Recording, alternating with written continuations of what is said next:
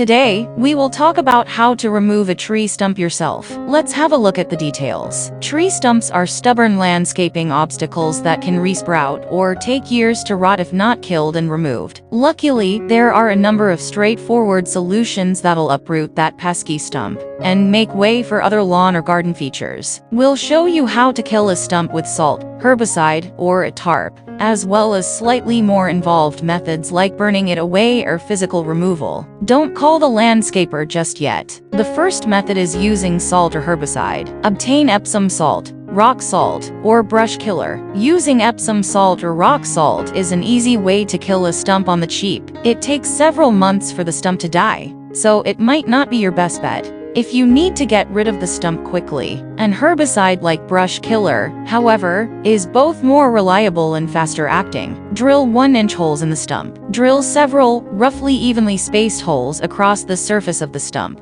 so the salt or herbicide will be able to penetrate into the wood. Aim to drill about 6 holes, or more for a larger stump. Pack the holes with salt or herbicide, water, and wax. Finally, light a plain, unscented candle and drop wax into the holes to plug them. If you're using herbicide, consult the instructions on the packaging for proper application. The second method is covering the stump. Cover the stump with an opaque tarp. This method is low cost, but can take a long time, up to several months. The tarp slowly kills the stump by denying it sunlight. Put a dark tarp or trash bag over the stump, so it won't receive sun or water. Wait 3 to 6 months for the stump to die. During this time, the stump will slowly wither and begin to rot. Check on it from time to time to see how things are progressing. Cut away any saplings that crop up. As the stump dies, it may send up shoots in an attempt to regrow. Until the stump is dead, cut saplings off the base of the trunk as they sprout, or paint them with a woody brush killer that contains tricloper. The third method is burning the stump. Drill holes in the stump. Burning a stump is a good way to remove the stump. After you have killed it, pour kerosene into the holes. Soaking the stump with kerosene will enable you to light it on fire, so it will burn into ash. Build a fire on top of the stump. Put scrap wood on top of the stump and use a fire starter to ignite it. As the fire burns down, the stump will catch and burn up.